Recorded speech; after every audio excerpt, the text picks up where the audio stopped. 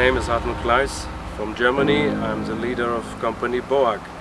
We make here a big project with a wind turbine in Ukraine. It's the first in this area.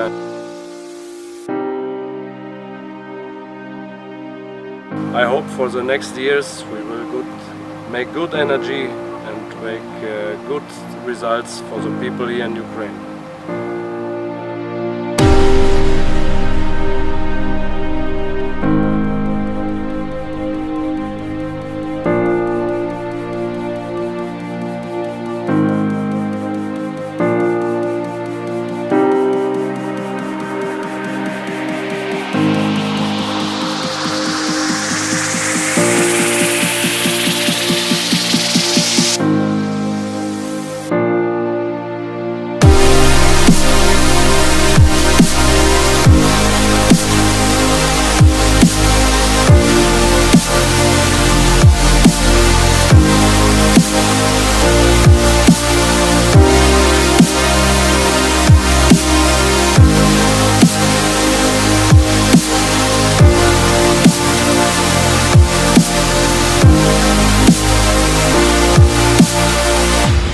Today we are in Shevchenkova, Ivanofrankovsk Oblast.